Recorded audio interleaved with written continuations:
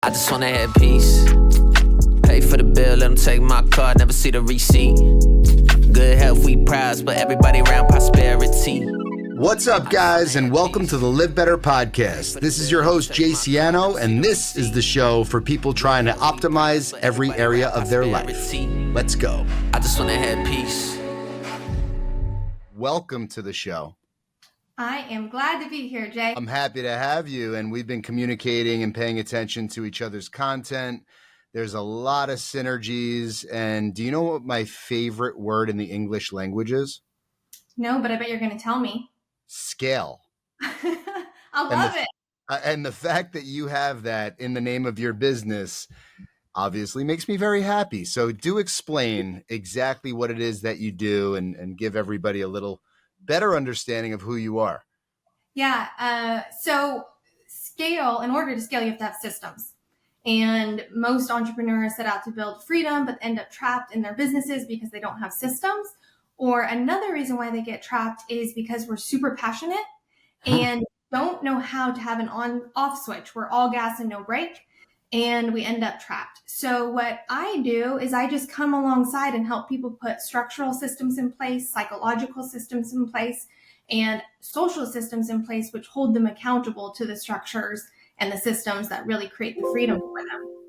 So what was the inspiration to get in this line of work? How did you get here? Yeah, so this is like 20-year story. Started when I graduated high school at 16. And my father was a really successful entrepreneur in real estate. So taught people how to invest in real estate, podcasts, seminars, all of that kind of stuff. And he didn't want me to go to college.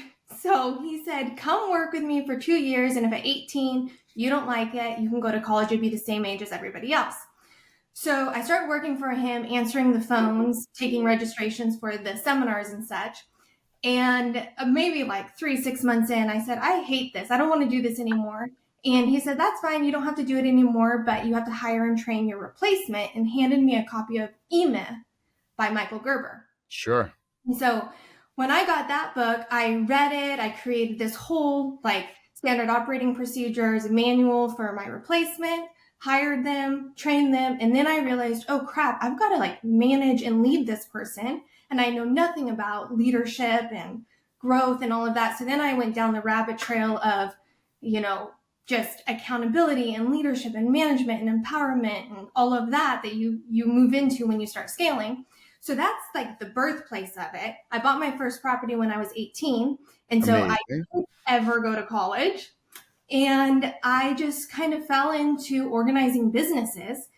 And then I went on and built several of my own. And then my mother was diagnosed with stage 4 cancer in, I think it was 2014. Okay. And so my father called me and said, will you come run the businesses again so I can take care of her? And I said, sure, but I really want freedom as well. So I'm going to put this whole new and improved system in place where it self-runs, and we only have to make decisions based on a dashboard, and we get the right people in the right seats, all of that. It was so successful that all of his clients started asking me to do it for them. And so that's how Organized to Scale became a business. And I really was not intending to start another business, but it just organically happened. So now I realize we're even more aligned than I thought we were, because I help businesses organize and scale. That's basically what I do for a living. I am in the real estate business for 23 years. My mom was diagnosed with cancer and unfortunately passed away when I was in my early 20s. So a lot of synergies there. Pretty crazy, actually. So what type of property was it that you purchased? What was your first property? It was a 4-plex in Phoenix. I went to college in Arizona. Keep going. Okay. Yeah, my family lives in Gilbert there now. Okay. So I go back and visit often, but I actually was born and raised in California. I was there last week. Okay, yeah. It's changed a lot recently. For sure. I actually made a ton of money in real estate and lost a ton too. So I was young when I first started. And so I I think I got into the illusion that you just keep investing and the money just keeps coming and there's no market cycles. Yeah. And I learned a lot through that Well, process. I think that, that's very, I'm happy that you said that because, having been through so many cycles at this point of my career, I've always been very conservative on the investing side, because really I spend the bulk of my time advising other folks, but being on the retail real estate side of the business, I help businesses expand and scale across the country essentially. So when you say that you obviously made a lot of money and then you lost a lot of money, nothing great lasts forever. And if you're not really like paying attention to the market and being conservative, you can definitely get caught holding the bag, which a lot of people do, especially when you're young, because you think you can only go up essentially, right? Yeah, and I think that you're learning your ego and how to manage your ego. And I think that takes some hard knocks to learn. Yeah. And I think it's normal. I used to judge that journey and think that it was something wrong or bad or shameful about kind of going through your own evolution.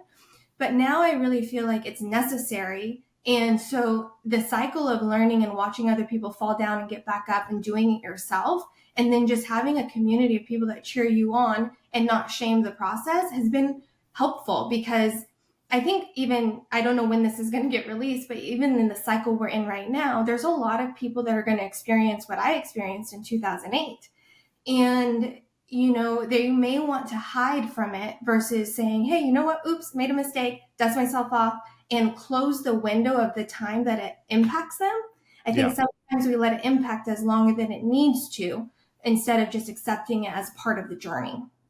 Yeah, I'm happy you said that because, again, the title of this podcast is the LivBtr Podcast. And I actually have another podcast that's more about actually deal making and being a deal junkie and so on and so forth. So would you say that you operate in your personal life similarly to what you just described as far as managing ego and evolving as a person and, are there qualities of yours that you had earlier in life that you are dealing with, constantly trying to essentially be a better person?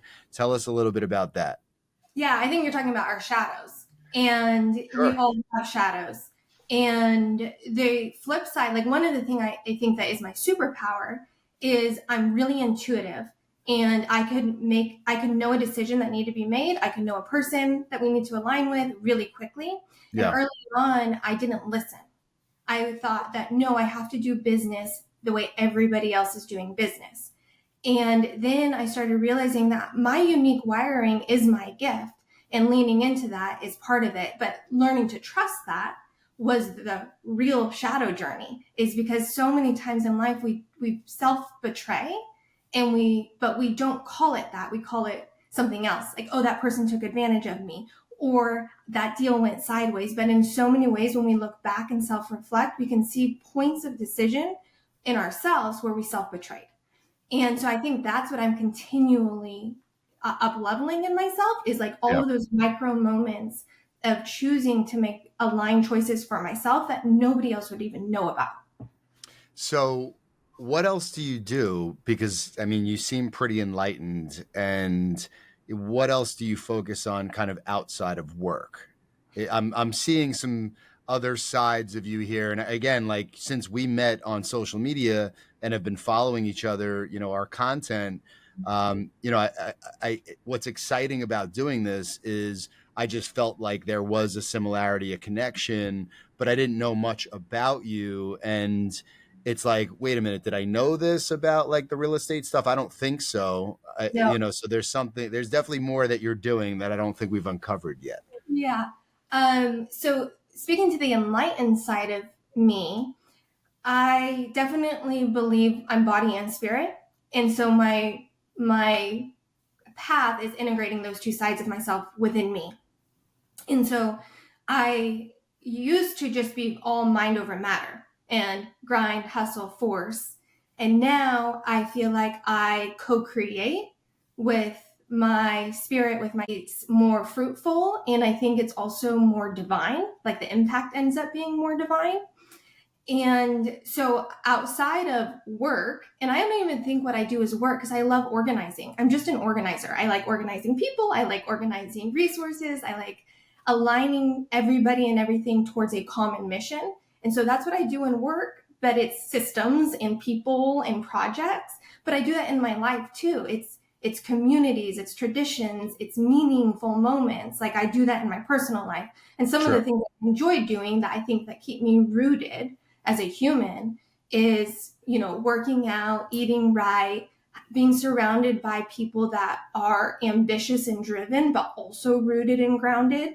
Because early on, when I was ambitious and young, I was surrounded by people that were ambitious and young. And sometimes that results in a little bit of chaotic, egocentric energy. Whereas the older I've gotten and the more I have been around people who have had life experience, then I think we cling to the things that are innate in us and we don't over-identify with our successes or over-identify with our failures. Interesting. So now I'm having fun. So because it's like, I feel like a lot of what you are talking about resonates with me, and I have some struggles with things, and I'm curious to get your perspective on these things. So how do you define success? Inner congruence. And what is your perspective on money and luxurious things?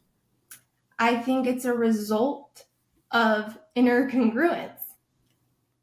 So it makes sense, but I'm going to take it a step further. Like, do you, I'm saying this because I used to operate a lot out of ego, you know, just being a alpha male, you know, very much similar to what you described, like grinding and being so excited that it's the holidays and I'm going to be in the office and I'm going to work, you know, more than anybody else. And you can't outwork me. And regardless of the fact that other people are slowing down, this is when I get ahead.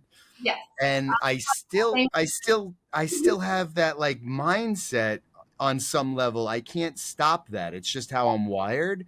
But I'm also like sitting in my sauna, you know, like about to talk into my camera about something like that. And then I like stop myself because I'm like, you know, I don't want to really be like that. I want to spend the holidays with my family and like, you know, take my foot off the gas a little bit. But I have such a tough time with that. Yeah. The moment I think it changed for me was when my mom died. So she did pass away. I'm sorry to hear that. Yes, she passed away. Well, so the timing of this conversation is interesting because we just celebrated 4 years of her, 4 years in heaven. And what was the date? December 13th.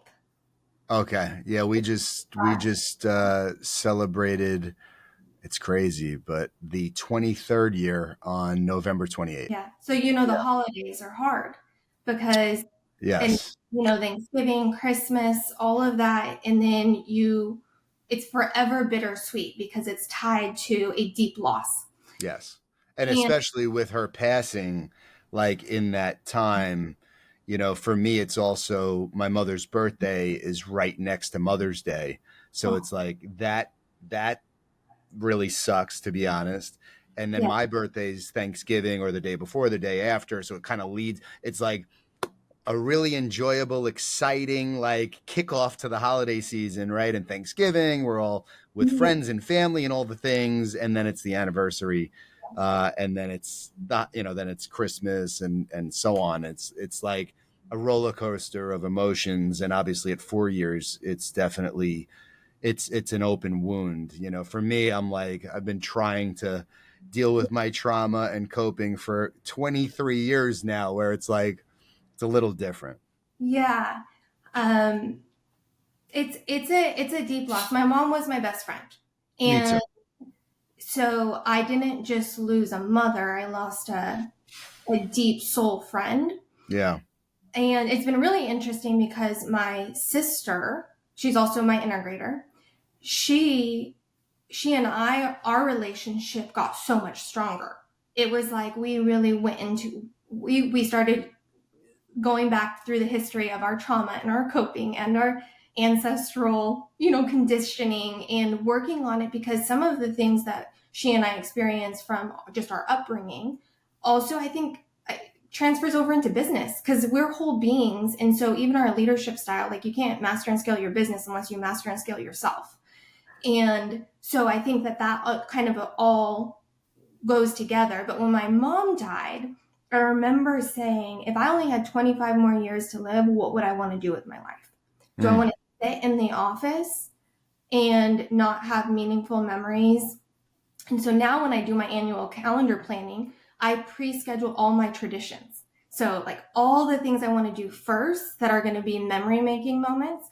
And then I schedule everything else that is, working out, taking care of myself, then all of the seminars and conferences and events that we go to, and then all of the creator content that we have to create. Then I plug everything else in, but my priority is the meaningful moments. And then whatever's left over is what I then plug into it as well. But at the same time, I still, in the last 4 years, I think running from my grief led me back to my alpha self.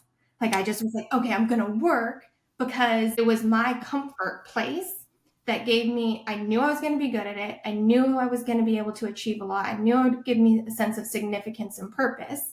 And so I went into that. And then in probably the last year and a half is when I was like, whoa, I am going back to the same cycle that I've always done, which is just grind.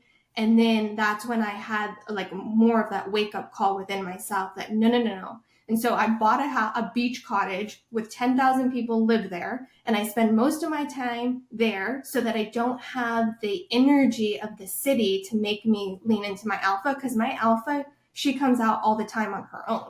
Like, I don't need to try to encourage that side of me. That side exists. The part of me that I need to encourage is my Zen, chill, rooted, grounded side. And so I try to create environments for myself that nurture that side of me, knowing my alpha is always going to be there. That's so interesting. And I could actually, I could learn from that, because, I kind of keep myself so attached to places like New York City, where I feel like I'm with my people, because, we're just moving and shaking. But I also love detaching, and I love being in the, in the mountains and being really far from people and just being one with nature. I enjoy both equally.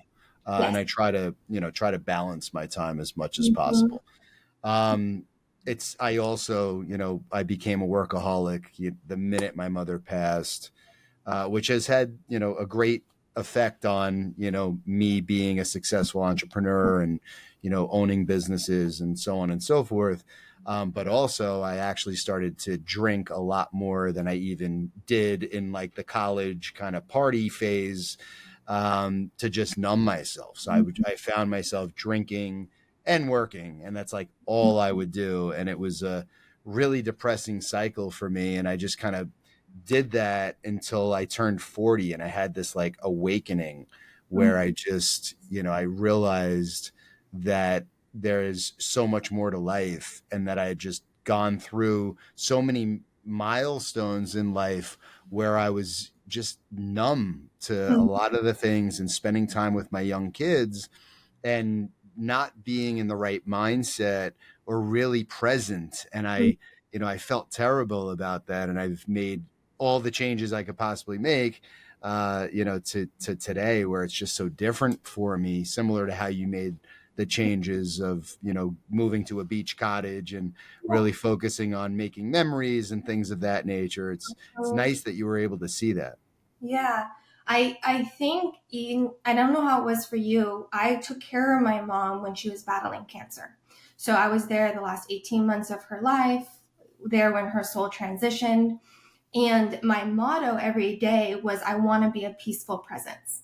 I want to show up and be a peaceful presence for her, because there at any moment, going through it, the doctor can come and say, oh, it's going great. And the next day it's going terrible. And it's just a roller coaster. And you're in and out of the hospital. You have good days, you have miserable days.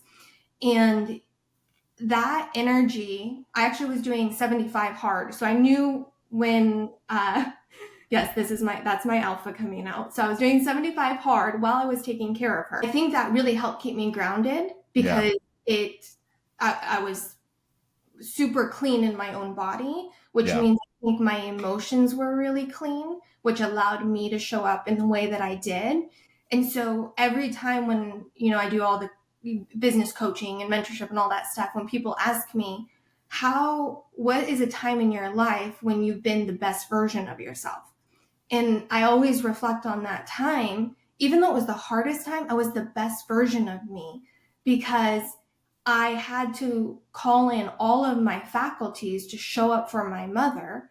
And I also could not control anything. So it was like this environment where I had to have complete surrender, but also complete emotional control. And so it was such an interesting time. So I always, when I think of how to engineer that, I feel like I have a cellular memory of it from doing it with my mother that I continually in today try to get back to, of integrating. And I think you made a comment about this, like kind of knowing in your bones, you're being who you're becoming. And then when you are being who you're becoming, then the external results start reflecting what your inner being is becoming. Did you, what parts of 75 hard would you say you incorporated into your life consistently after completing it? Well, I read every day. I work out every day. I don't drink most days, but I do drink. I do follow, I follow a diet consistently pretty much anyways, but I did all of that even before 75 hard. Sure. So I think the part that was really good for me was just the mental toughness for the duration of it. Oh yeah, the discipline too, just like the non-negotiables. Yeah, like you don't negotiate with yourself. I think that is probably what I continue to take with me, was not so the things, but I'm not negotiating with myself anymore. If I say I'm going to do it, I'm going to do it. Yeah. And that is also going back to trust and micro self-betrayals. Those are the micro self-betrayals that erode our forward motion because it hurts our confidence and our belief in ourselves. And so nobody will ever see it, but those are the moments, like, stop negotiating with yourself.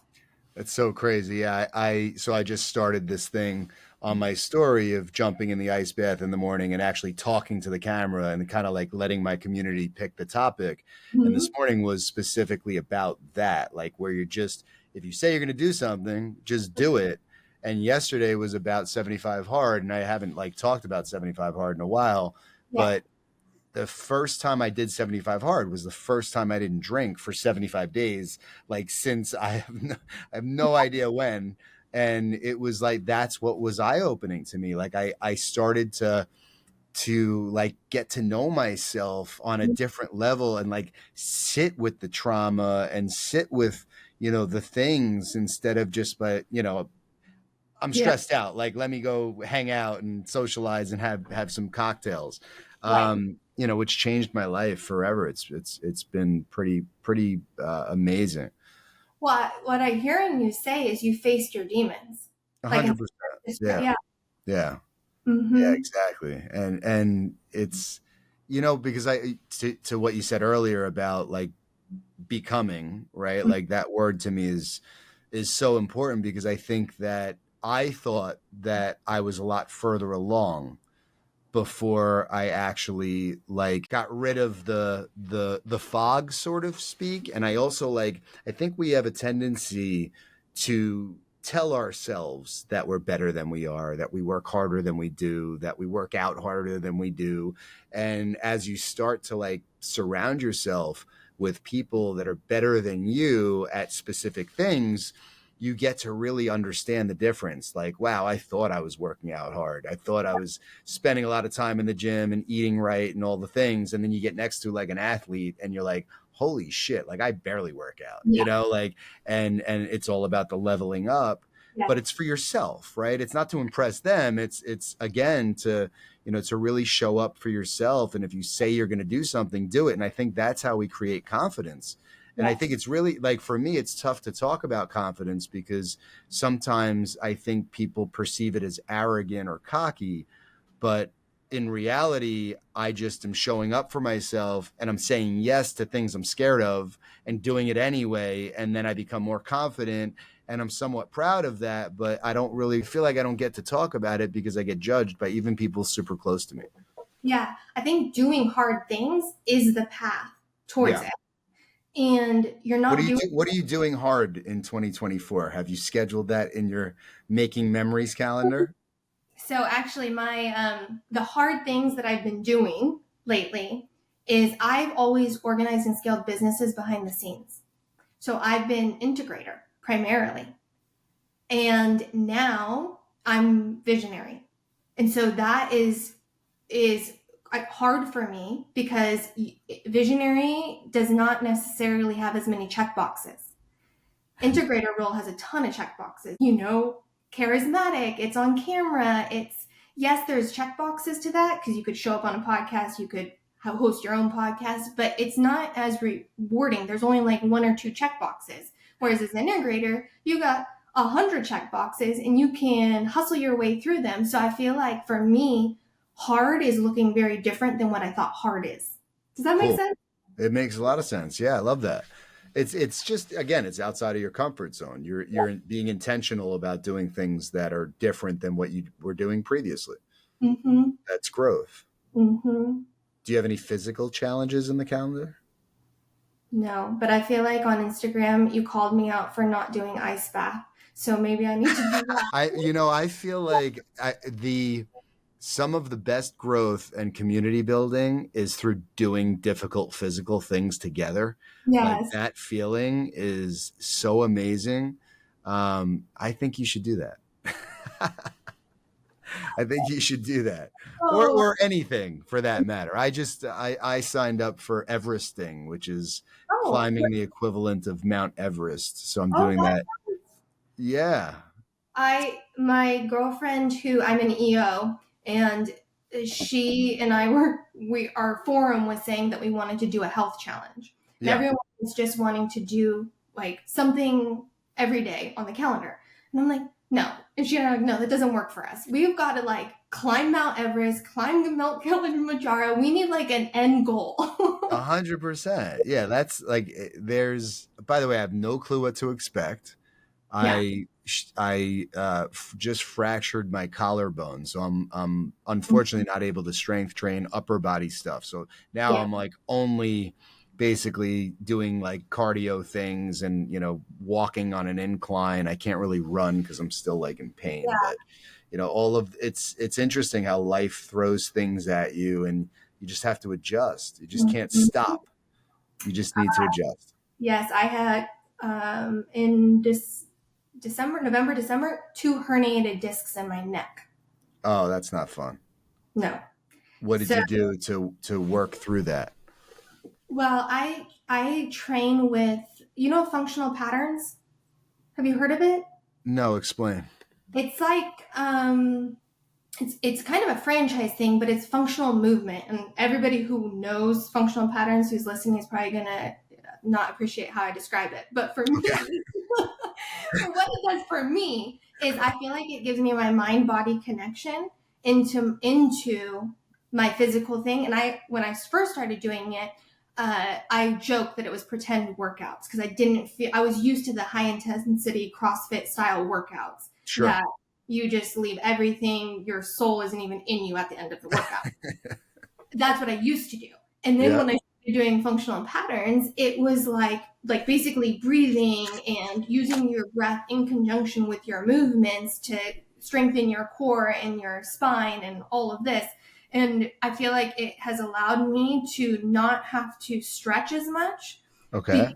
But it allows me to keep my spine together. So it's like, so I don't know. No, that's interesting. I have to look into that because I literally travel the country looking for like different concepts that I can help scale. And I've never heard of that one. Where are you based? Texas. Where? What part? Austin, and then the coast, which is down in Rockport. Oh, amazing. So I'm doing an event February 14th with Dr. Gabrielle Lyon in Austin at Oh, the okay. Hotel Van Zandt. Yes. Oh, I love that hotel. Yeah, it's great. Austin's like the mecca for all of this. It is. It's You'll love going to Generator Lab. I know the owner of it, okay. but you go. It is sauna, cold therapy, in and out, in and out, and it's a protocol, and it's called Generator Lab. So we're doing an ice bath then Oh, sure. in February. That's when you're gonna do it. Generator Lab. Yes, you'll love it there. And then, Interesting. Yeah, because there's so many. I mean, Austin's like the mecca for that stuff. It's Mhm. contrast therapy was, it's been around there forever. I feel like the rest of the country is now starting to discover it. But the indoor outdoor gyms on it and collective and Squatch Fitness, like the fitness places are insane. It's so good. So good. So what goals do you have personally and professionally for the year coming up, since we're wrapping up 2023 now? What do you have? Do you set, actually, let's talk about goal setting. Like, do you actually set goal? You're all into SOPs and KPIs and all the things. Do you actually do that for yourself personally? Like, do you reverse engineer the calendar year? I used to do that. Yeah. So I am actually experimenting with something very different this year. Okay. And I think, going back to what I said earlier, one of my superpowers is my intuition. Yes. And I haven't been using it. And I think it's hurt me in a lot of ways. And so my two things that I'm working on is saying no and listening to my intuition. Those are my two things. And so I was reflecting, as I always do now for 2024. And I was like, okay, what are my goals? And I did what I always do, which is start writing it out with measurable, smart goals, as we all know how to do. And then I'm like, I feel like I'm just forcing myself to do this because it's the thing that's always worked for me. But it doesn't feel like I'll be able to bring my intuition with me because I'm going to be so over structuring it. So now I decided I want intention setting. So instead of goal setting, intention setting, which is I want meaningful memories with people that feed my soul, like who energize me. I don't want to be around people who drain me. I want to be around people who energize me, because when I'm energized, I create really great things. Sure. I'm a better person. I create better environments. I create better work products. I create better, I empower more heroes around me when I'm energetic. And so my intention setting is I want to intentionally put myself in environments that energize me. And that is the overarching theme of my 2024. And I think that's going to draw me into, conversations like this, because I love doing this type of thing. We're launching a podcast of our own and YouTube channels. So that I think that's very energizing for me. We have a couple of JVs that we're doing business-wise. And it's going to draw me into physical fitness, because that's always been something that energized me. Sounds like maybe ice baths is going to be a part of that equation. And then I've really been in a commitment. I used to read primarily just business books, leadership, management, systems, operations, those types of books. I've been reading a lot more spiritual books. And so I think I'm on this journey of bringing my spirit into my work. Like an authentic. How do you feel about manifestation? I think it's a great word. It feels very intangible to me. So I think the way I have started to do it is intentions. Like my intention is to build trust with this person. My intention is to create a product that transforms trapped entrepreneurs. My intention is this. And I feel like when I do that, my art ends up being really powerful. Do you think that you can think things into existence? I think what you think affects what you do, and what you do affects the results you get. So you need some action. So you have to do something. That's my problem with the manifestation concept. Yeah. I agree with you. I think you can think anything and you can create it into existence if you put the energy behind it. But just to think about it and hope it appears, seems a little Right. far-fetched to me. And I'm a spiritual person. So but I think it's like that combination of Mhm. things, right? Where you have to be willing to believe and put that action behind it in order to actually, create it and put it into existence. Right. I think the dreamer and the doer have to meet. If they Yes. don't meet, you don't create anything. Yes. Mhm. Amazing. Amazing. What other things are you thinking about when I meet a business owner, for instance? The first thing that I do is understand what their goals are with their business, right? And a lot of that typically has to do with an exit. And it's interesting because that's not really the way that most people in my industry approach being an advisor to businesses and helping them design their expansion strategies and execute their expansion strategies. But for me, it's like, how am I supposed to help you expand your business if I don't know what your goals are? And for you, I guess my question is, what are your goals with your business? What are your goals and what are your ideal clients? That'll help me understand if there's people I could put you in touch with. Yeah. So my service side of it is I really want to normalize the entrepreneurial journey. I think on social media and stuff, you have a lot of highlight reels of cars and good-looking people and adventures and fun, but the entrepreneurial journey does not look like that. A lot of bullshit, a lot of fluff, a lot of glamorization of something that's not so glamorous. Right. Yeah. So I want to normalize it. Yeah. And that's just kind of my expression. But then in actuality, what I do is I help them create their vision, then process map it, and then create execution plans, and then hold them accountable to the execution. That's essentially what I do. Does it matter like what stage of their journey they're at, how big their business is? Do you have different parameters that they need to meet, or are you able to help really anybody? Yeah. So when I first did OTS, it was more like 7-figure trapped entrepreneurs. Once you get to that 500,000, 7-figure mark, you have to get a number 2. You need systems. You hit that ceiling. And then there's multiple ceilings that you'll continue to hit. But that's typically the best type of person is somebody who is very clear on where they're going and what they want to do. They're typically really high energy, great salesperson, not the most organized, systematized person, but they know if they had the right support, whether integrator, executive systems, back office operations, that they could put their foot on the gas pedal and go as long as they didn't have the headache of once they throw it over the fence. What's the dashboard that you described earlier?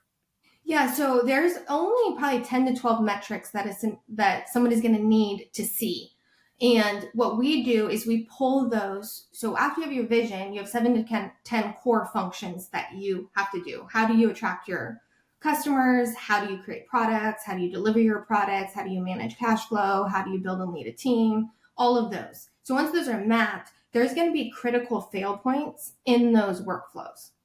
And then the dashboard is pulling those out so you can look at them and know if something's on track or off track based on a number instead of having to be in the weeds. And that's one of the first leaps entrepreneurs have to make is getting out of the day-to-day. Like their pulse can't be day-to-day. Their pulse has to be something else. So that's kind of the dashboard is being able to run the business based on the metrics, not the minutia.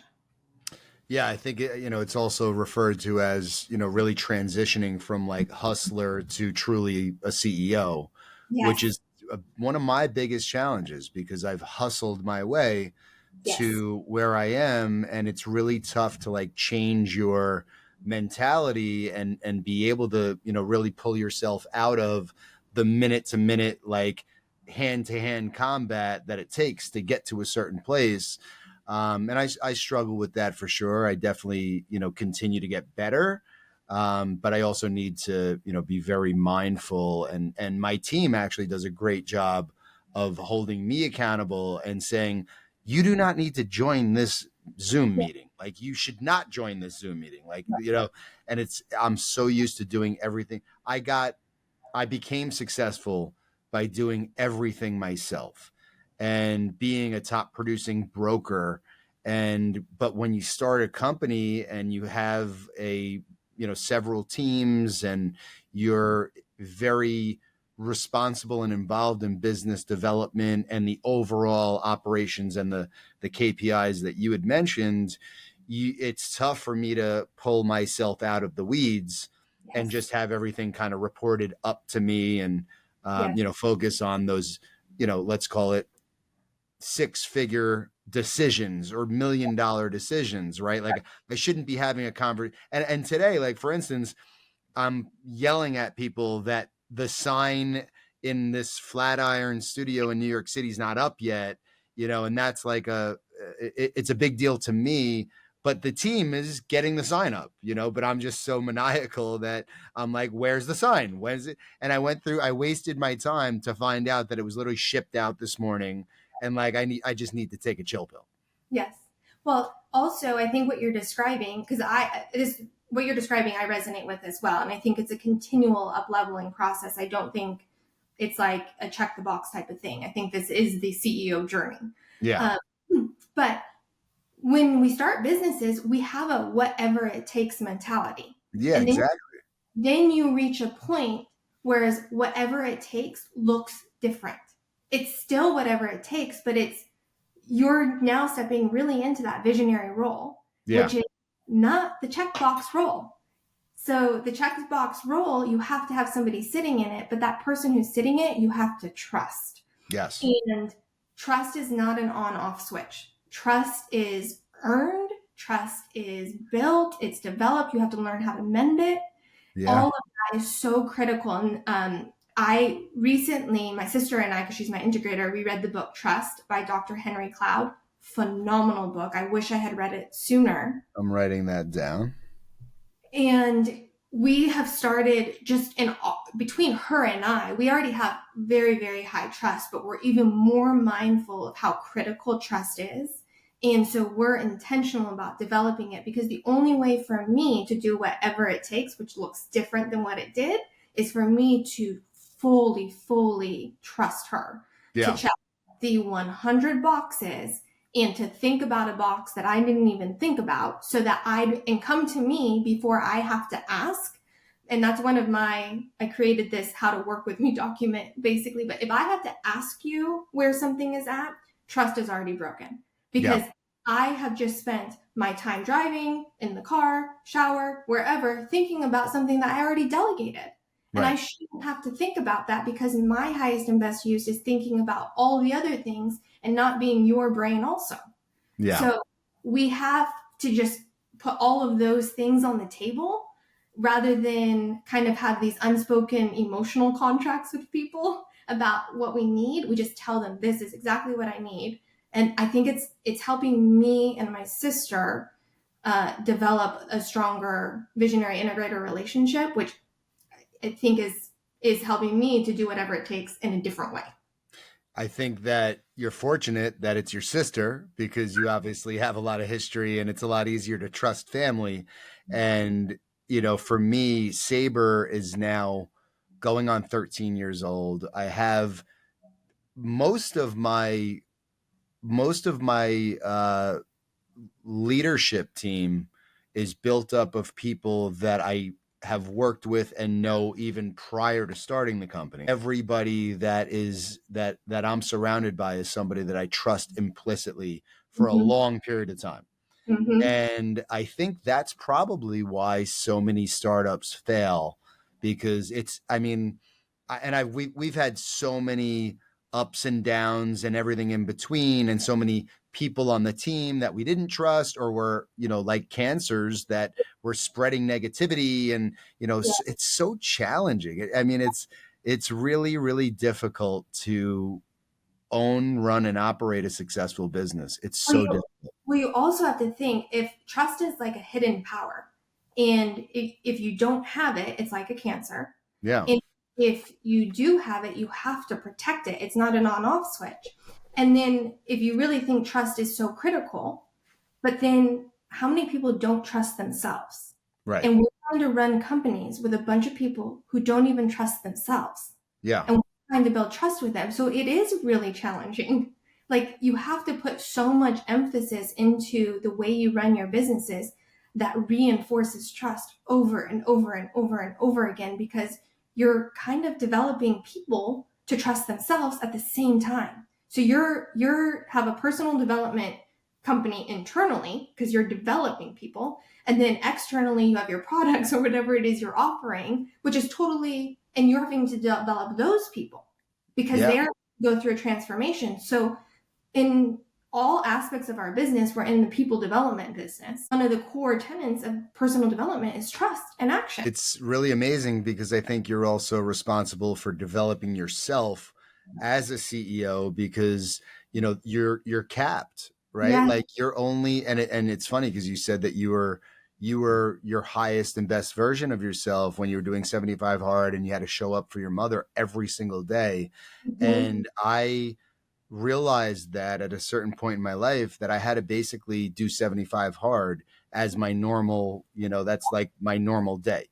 And that is how I've been able to break through those ceilings and, you know, kind of barriers of, you know, different, revenue thresholds and, attracting, you know, better talent and all of the things. I had to really develop myself, and I had to be in better physical and mental, you know, condition where I'm not afraid for what's around the next corner. Like, I get punched in the face all day, every day, but like I laugh and smile as like my teeth are bleeding, as opposed to, you know, and I think that's so important. And I think I never really, to my point earlier about like surrounding yourself with people that are better than you. You know, I thought that I was better and more experienced and all the things until I realized I wasn't. And then ultimately I realized it was my responsibility to become that. Yes. Right. Like, I feel like today I'm actually only becoming what I thought I was 10 years ago. So I still have a lot of work to do. As the human journey goes. Yes. But most people, I think, get stuck where at that level you're talking about, because there's the 4 levels of mastery, right? You're no good and you don't know it, right?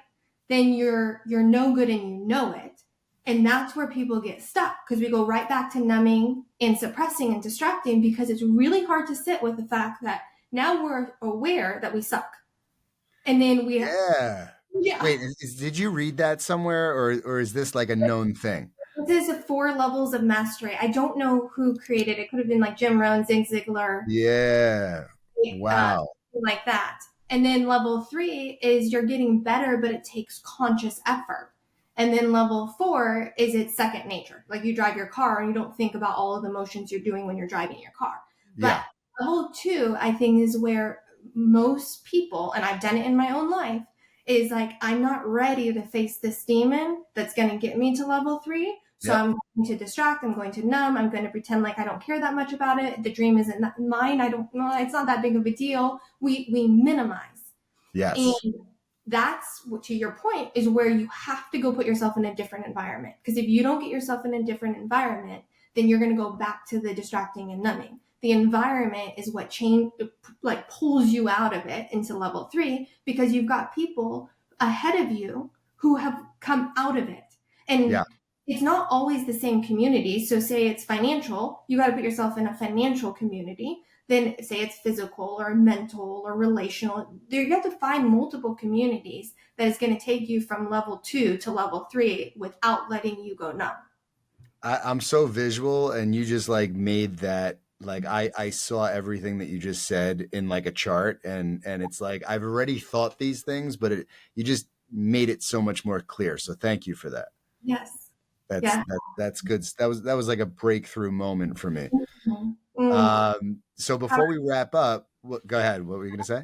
If it was a breakthrough moment, like, how do you see yourself applying it in your life? Yeah. I mean, you know, it's interesting because I've been through the phases, and I do truly believe that with a lot of the intention and the hard work that I'm putting in, and the uncomfortable work, and the constant discomfort that I'm putting myself in, It's becoming second nature now. So I definitely think I'm a lot closer to becoming pro, like that, that concept of self-mastery. Like, Mhm. I mean, I used to think it was very selfish to focus on myself and make sure that I'm doing these things.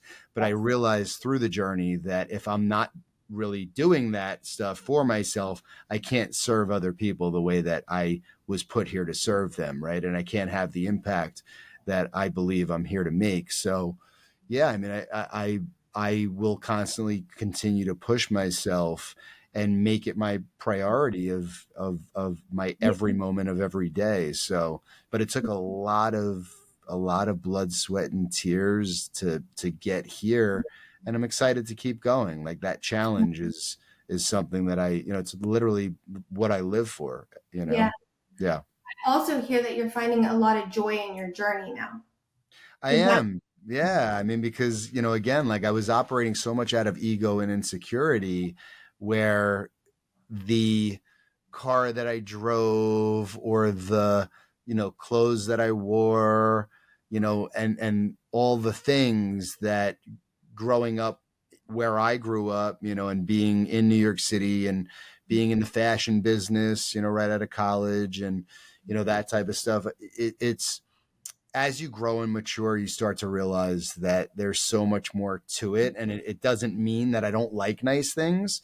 And I think it's okay. But I also, struggle with the concept of money. And there's this like dichotomy for me where of course that, money definitely is one of the metrics to success because it's easily measurable.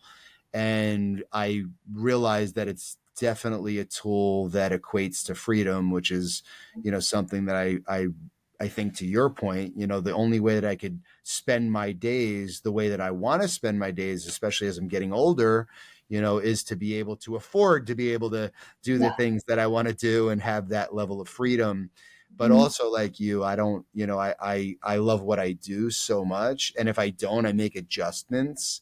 So it's like the companies that I'm involved in adjust accordingly to what I enjoy, right? Like we went national from New York Metro because I wanted to travel. I was sick and tired of just spending my time in one area, and I wanted to I think that, for me, like creating relationships and, seeing new places and learning constantly, like those are all the things that I live for. And you can't do that if you're stuck in one place. Yes.